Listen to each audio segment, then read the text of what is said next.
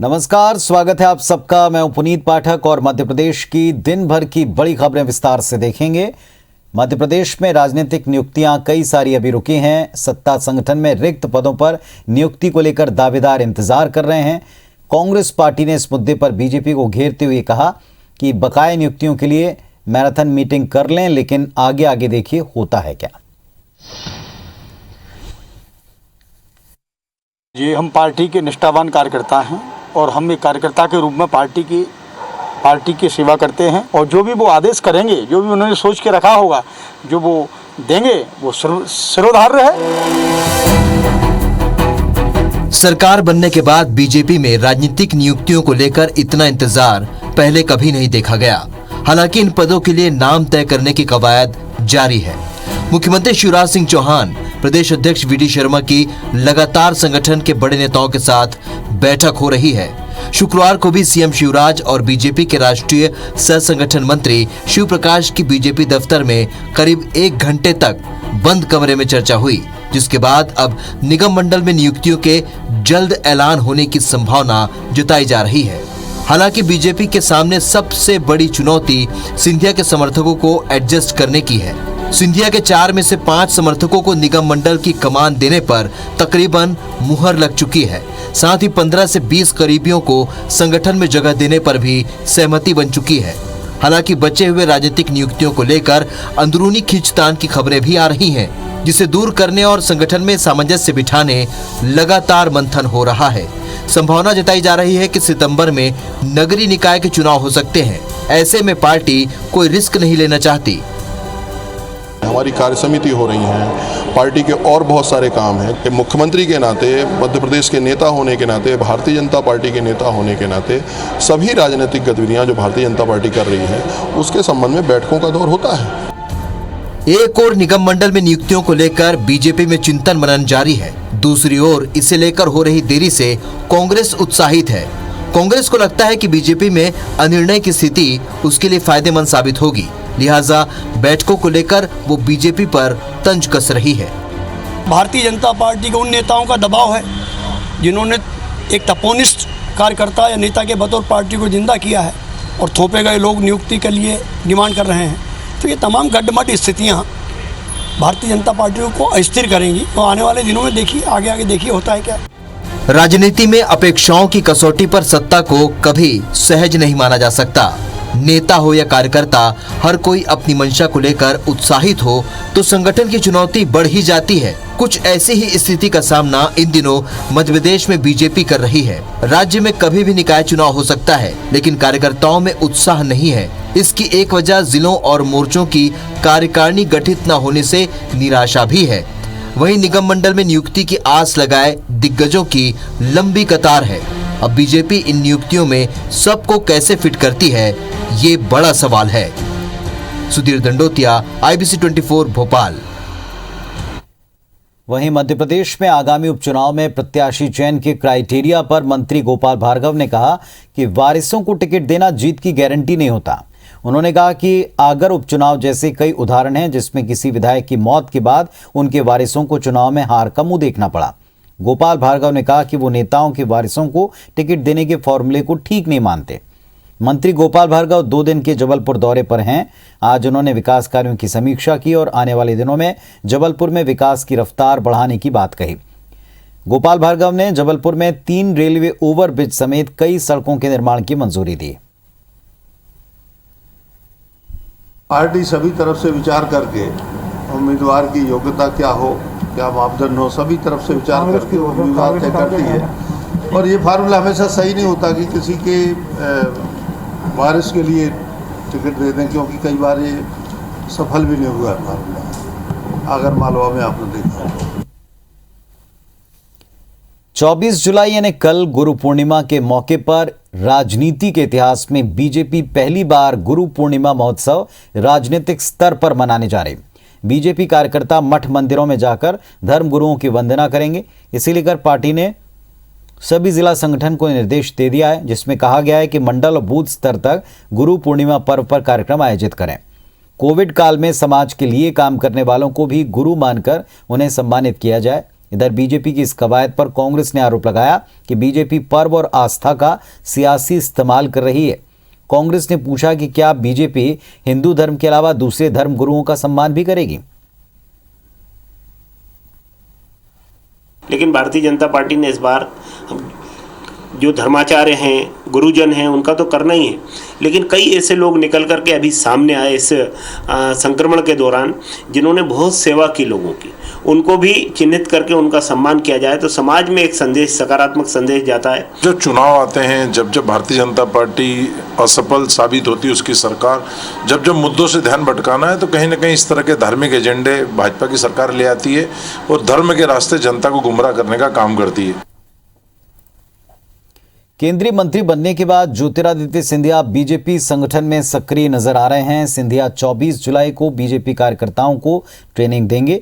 BJP राष्ट्रीय स्तर पर सरकार की उपलब्धियों के प्रचार प्रसार के लिए ई चिंतन प्रोग्राम चला रही है और इसके तहत सिंधिया मध्य प्रदेश के जिलों में पदाधिकारियों को विदेश नीति के मुद्दे पर टिप्स देंगे। ई चिंतन प्रोग्राम के तहत जमीनी स्तर तक के कार्यकर्ताओं को प्रशिक्षित किया जा रहा है। विदेश नीति पर विदेश मंत्री एस जयशंकर भी संबोधित कर चुके हैं। एस जयशंकर के संबोधन में सभी राज्यों के मुख्यमंत्री शामिल हुए। कुछ दिन पहले बीजेपी प्रदेश अध्यक्ष वी.डी. शर्मा भी विदेश नीति को लेकर एक बैठक कर चुके हैं।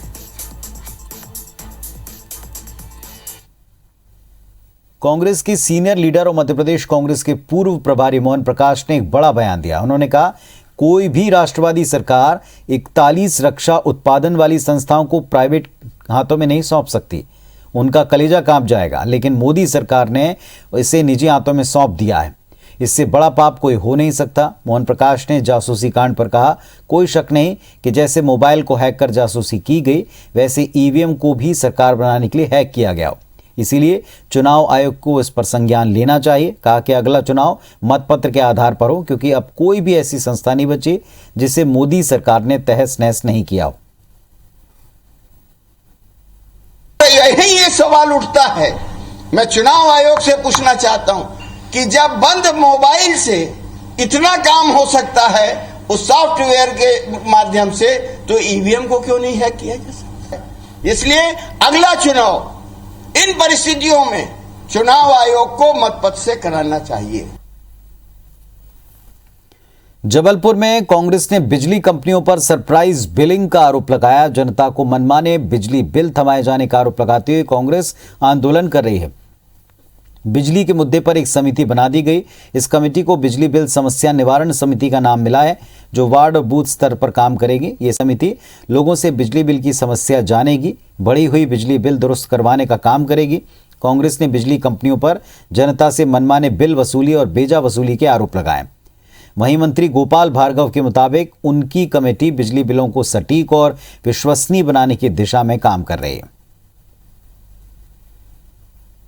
अभी वर्तमान में हम लोग बिजली समस्या समाधान समिति का गठन करने जा रहे हैं, जिसमें वार्ड स्तर पर, बूथ स्तर पर हमारा कांग्रेस का एक सेवक रहेगा, जिससे जो आम पब्लिक है, जिस आम पब्लिक को बिजली विभाग से जो भी तकलीफ है वो हमारे कार्यकर्ता से संपर्क करेगा और हम लोग जाके बिजली विभाग की इस लूट को, बिजली विभाग की इस नाजायज वसूली को, उसमें विराम लगाने का काम करेंगे। फिर में 1 लाख ऐसे उपभोक्ता हैं जो खुद अपना रीडिंग कर पा रहे हैं एंड हम उनको अलग अलग तरीके से प्रोत्साहित भी कर रहे हैं। सो जहाँ पर भी आपको लगता है कि इस तरह का डाउट है, 1-2 महीना आप खुद करके देखिए, आपको भी समझ में आ जाएगा कि कितने यूनिट है और कितना वास्तविक है। सब रुके तो मैं मान के चलता हूँ कि विद्युत मंडल का घाटा कम होगा। पारेषण में जो हानि होती है, ट्रांसमिशन लॉस जो होता है, थेफ्ट जो होती है, चोरी जो होती है, इस सब को यदि हमने रोक लिया तो बिजली के बिल भी कम आएंगे और बिजली की दरें भी रीजनेबल रहेंगी।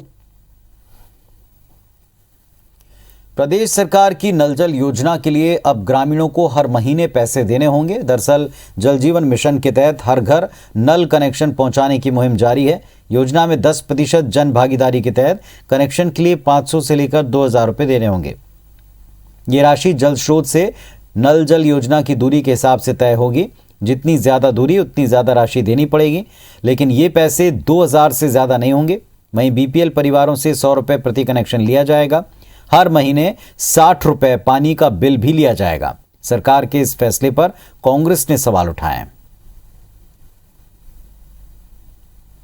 जो हमने कल मीटिंग की थी ना, उसमें चर्चा की है, वैसे तो लगभग 1500 रुपये से लेकर 2000 तक का एक कनेक्शन पे खर्चा आ रहा है। तो इतना एक बार हम ले लेंगे, इसके बाद हम 60 रुपये महीना हर कनेक्शन से लेंगे।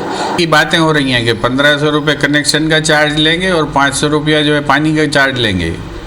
ये आप जो है इस स्तर पे पेमेंट करने की स्थिति में कितने ग्रामीण भारत के, मध्य प्रदेश के लोग हैं सक्षम, इस बात का जवाब दें। किसान कर्ज माफी से बैंकों पर पड़े असर को लेकर पूछे गए सवाल पर नाबार्ड के अध्यक्ष GR चिंतला ने कहा कि जब कभी किसान कर्ज माफी की घोषणा होती है तो किसान सोचता है कि कर्ज नहीं चुकाते कर्ज माफ हो जाएगा। उन्होंने कहा कि अपेक्स बैंक घाटे में नहीं है, लेकिन कोऑपरेटिव बैंक राज्य में काम करते हैं, इसलिए कर्ज माफी जैसी घोषणा का असर उन बैंकों पर पड़ता है। इसी मुद्दे पर बीजेपी कांग्रेस फिर आमने सामने आ गई। बीजेपी प्रदेश मंत्री रजनीश अग्रवाल ने पूर्व कांग्रेस सरकार की कर्ज माफी योजना को किसानों के लिए दुर्दशा का असल जिम्मेदार बताया। कहा कि कर्ज माफी किसानों की समस्या का समाधान नहीं है। हमारी केंद्र और राज्य सरकार ने किसानों को आत्मनिर्भर बनाया है। वहीं कांग्रेस मीडिया विभाग के उपाध्यक्ष भूपेंद्र गुप्ता का कहना है कि 15 साल से बीजेपी की सरकार है, इनकी सरकार के दौरान किसान कर्ज माफी नहीं हुई, तो फिर कोऑपरेटिव बैंक कैसे डूबे। अपेक्स बैंक घाटे में नहीं चल रहा है, वो अच्छा चल रहा है, लेकिन कोऑपरेटिव सिस्टम ऐसा थोड़ा ये होता है उसमें, क्योंकि अगर ऐसा अनाउंसमेंट हो गया तो क्या होता है, कमर्शियल बैंक का अपना एक अलग सा तरीका होता है उसका डील करने का, लेकिन कोऑपरेटिव बैंक सिर्फ राज्य में काम करता है, थोड़ा पॉलिटिकल इंस्टीट्यूशन भी है, उसका वजह से थोड़ा कुछ उसके ऊपर दबाव भी ज़्यादा होता है। अर्थशास्त्रियों को, कृषि विशेषज्ञों का जो कहना है वो बहुत स्पष्ट है कि कर्ज माफ़ी किसानों की समस्याओं का हल नहीं है, बल्कि उलट इसके कारण जो आर्थिक संसाधन हैं उनकी समाप्ति होती है, जो बैंकिंग सिस्टम है वो लड़खड़ाता है। कि इस सभी मौके इस दौरान तो कोई कर्ज माफ़ी नहीं हुई, तो इनके बैंक कैसे डूब गए थे, इसका जवाब इनको देना चाहिए। अशोकनगर जिला कलेक्ट्रेट के रूम नंबर 33 में दोपहर 3:30 बजे तेज धमाके के साथ आग लग गई। अफरा तफरी मच गई, कर्मचारी जान बचाकर भागे। कलेक्ट्रेट कार्यालय में सोलर सिस्टम चलाने के लिए एक कंट्रोल रूम बनाया, जिसमें जोरदार धमाका हुआ और वहां पर आग लग गई। कलेक्ट्रेट दफ्तर की बिजली पूरी तरह से ठप हो गई। हालांकि मामले में किसी तरह की कोई जनहानि नहीं हुई।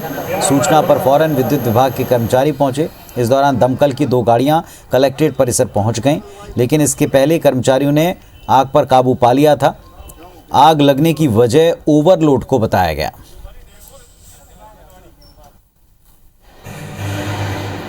तो तस्वीरें आप देखें कैसे अचानक से एक रूम में पटाखे से फूटने लगे, विस्फोट की आवाज़ें आने लगी और तेज़ चिंगारियां वहां से निकलती दिखाई पड़ी।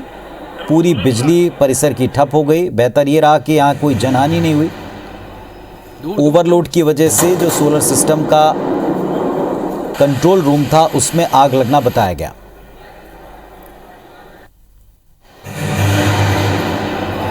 दूर दूर दूर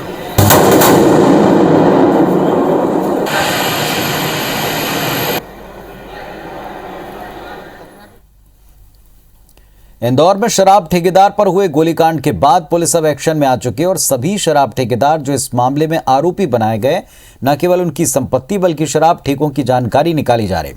इस मामले में आरोपी गैंगस्टर सतीश भाऊ के 9 शराब ठेकों की जानकारी इंदौर पुलिस के द्वारा आबकारी विभाग को सौंपी गई। आबकारी विभाग इन सभी 9 ठेकों को सील करने की कार्रवाई करेगा। सतीश भाऊ पर पहले से बड़ी संख्या में केस दर्ज हैं। मामले में पुलिस अब सख्त एक्शन लेने की तैयारी में है। पुलिस का साफ तौर पर कहना है कि अब शराब के कारोबार में गुंडे बदमाशों की एंट्री से विवाद की नौबत आ रही है। यही वजह है कि अब पुलिस सख्ती बरतने की तैयारी में है।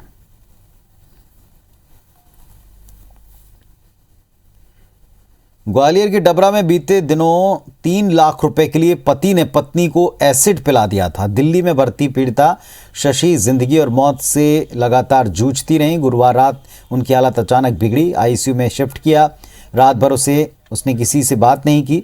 पीड़िता की हालत दिन ब दिन बिगड़ती जा रही है। उसके भाई योगेश ने बेहतर इलाज कराने सीएम शिवराज सिंह से मदद मांगी है, लेकिन अब तक कोई सहायता नहीं मिल पाई। इस मामले में आरोपी पति और जेठानी को पुलिस ने पहले गिरफ्तार किया। अब ननद की गिरफ्तारी बची है। बता दें आपको, पति के तेजाब पिलाने के बाद नवविवाहिता को ग्वालियर में भर्ती कराया गया था, लेकिन हालत खराब होने के बाद उनको दिल्ली रेफर किया, जहां अब भी वो जिंदगी के लिए संघर्ष कर रहे हैं। जबलपुर में ग्रामीण विकास विभाग के अधिकारियों कर्मचारियों के विभिन्न संगठनों ने संयुक्त मोर्चा बैनर तले सरकार के खिलाफ मोर्चा खोला है। अपनी कई मांगों पर 2 दिन से हड़ताल पर बैठे कर्मचारियों ने आज रैली निकालकर जनपद कार्यालय में धरना दिया। हड़ताल कर रहे कर्मचारियों का कहना है कि उन्हें 7वें वेतनमान का लाभ दिया जाए, साथ ही ग्राम पंचायतों में काम करने वाले सीईओ और बीडीओ को सुरक्षा उपलब्ध कराई जाए, क्योंकि सरकार की योजनाओं को ग्रामीण इलाकों में अमली जामा पहनाने का काम उनके कंधों पर होता है। कर्मचारियों ने ऐलान किया कि जब तक उनकी मांगें नहीं मानी जाती तब तक हड़ताल खत्म नहीं होगी। सरकार की हठधर्मिता के कारण से हम लोगों को आंदोलन में जाना पड़ा है और हमारी आंदोलन का एक मूल उद्देश्य है कि हमारी यदि मांगें पूरी नहीं होती तो हम लोग अनिश्चितकालीन हड़ताल पे हैं। अब ये दूसरा दिन है, यदि सरकार नहीं जीतती है तो हम लोग और उग्र आंदोलन करेंगे। रोजगार सहायक हैं जिनको 9,000 रुपये मात्र मासिक मिल रहा है, सचिव को मात्र 25,000 वेतन मिल रहा है और इंजीनियर लोग भी हैं। सारे लोगों की अपनी अपनी समस्याएं हैं और सभी लोग क्रमिक हड़ताल में जो गए हैं, इनका मूल मुद्दा ये है कि हमारी जब तक सारे संयुक्त संगठन के मोर्चा की मांगें पूरी नहीं होंगी, जब तक हम हड़ताल से वापस नहीं होंगे। छिंदवाड़ा में प्रस्तावित पेंच थर्मल पावर प्रोजेक्ट के लिए अधिग्रहित जमीन में से 500 एकड़ में बोई खड़ी फसल पर प्रशासन ने बुलडोजर चलवाया। 12 जेसीबी से खड़ी फसल को तबाह कर दिया गया। जब ग्रामीणों ने कार्रवाई का विरोध किया तो प्रशासन ने कार्रवाई रोकी। इस दौरान पुलिस बल तैनात रहा। बता दें आपको, कंपनी ने अधिग्रहित जमीन में फसल बोने की शिकायत प्रशासन से की थी, जिसके बाद ग्रामीणों पर अवैध कब्जे का मामला बना। लंबे समय से पावर प्रोजेक्ट कंपनी और किसानों के विवाद की स्थिति सामने आई है। फसल बोने से पहले ग्रामीणों ने कंपनी और प्रशासन के सामने रोजगार और काम दिलवाने की मांग की। काम नहीं मिलने पर ग्रामीणों ने अधिग्रहित जमीन पर जीवन यापन के लिए फसल की बुआई कर दी थी।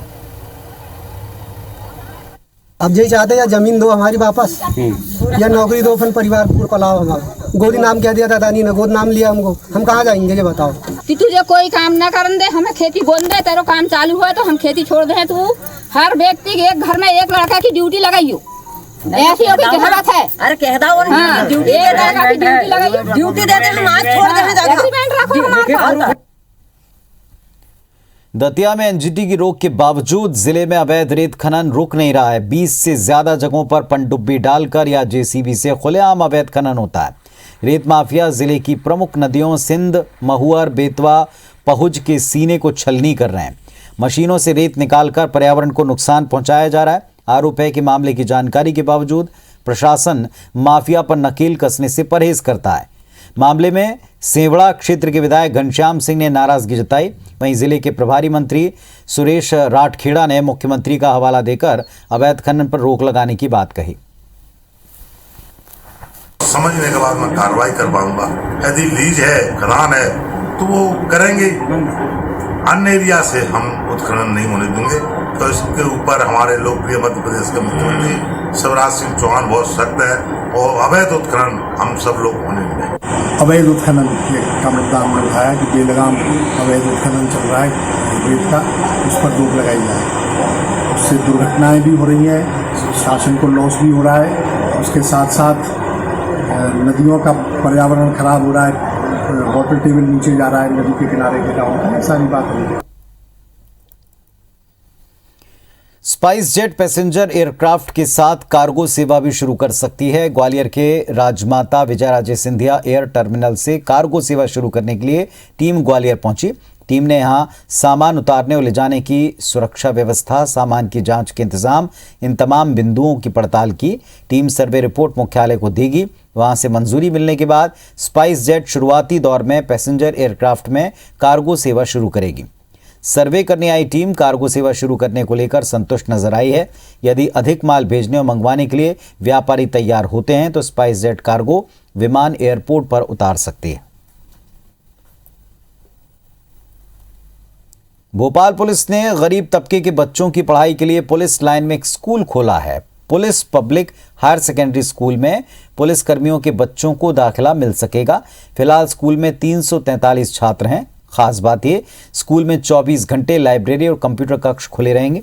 यहाँ पर प्रतियोगी परीक्षाओं की तैयारी करने वाले पुलिसकर्मियों और गरीब तबके के बच्चे आसानी से रात में भी पढ़ाई कर सकते हैं। पुलिस अधिकारी मानते हैं कि महंगी होती पढ़ाई के चलते कई होनहार बच्चे इससे वंचित होते हैं और इस बात को ध्यान में रख पुलिस पब्लिक स्कूल खोला गया। 10वीं 12वीं कक्षा की फीस केवल 734 रुपये प्रति महीने है, जबकि कक्षा 1 से 9वीं तक की फीस 350 रुपये प्रति महीने है। जो पे नहीं कर सकते हैं उनके बच्चे भी पढ़ें वहाँ पे आकर के, और जिनको कुछ NGOs जो है स्पॉन्सर कर सकें तो उनका वो भी कर सकें, रात में भी चले ताकि बच्चे रात में भी पढ़ पाएँ वहाँ पे, और जिनको रात में भी पढ़ने का समय मिलता है वो वहाँ पे आकर एक्सेस कर सकें स्टडी मटेरियल को, कंप्यूटर्स को। तो वो फैसिलिटी भी ओवर पीरियड ऑफ टाइम कोशिश करेंगे कि उसको इस्टेब्लिश कर सकें।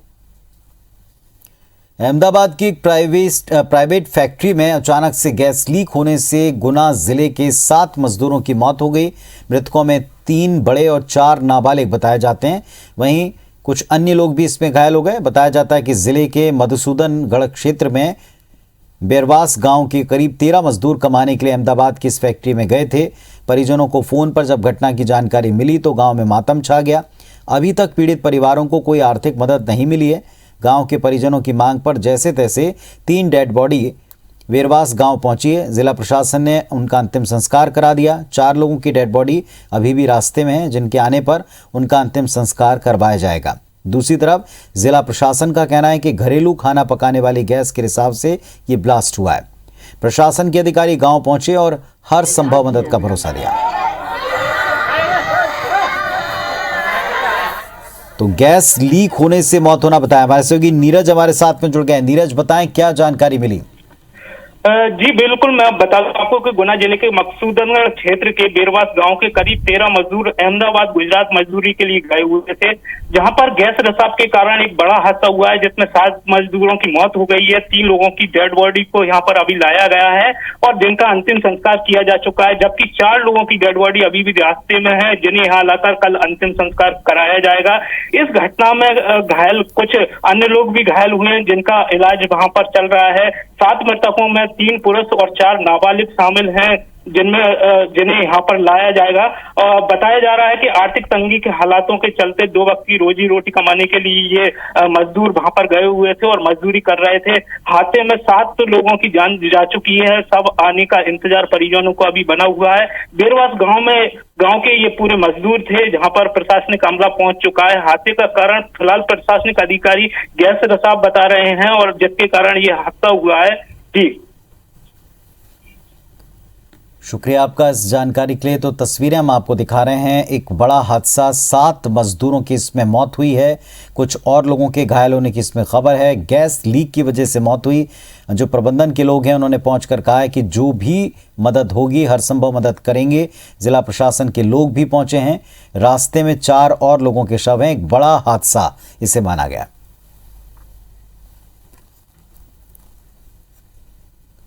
तो इस बुलेटिन में फिलहाल इतना ही। खबरों अपडेट के लिए आप देखते रहें IBC 24। नमस्कार।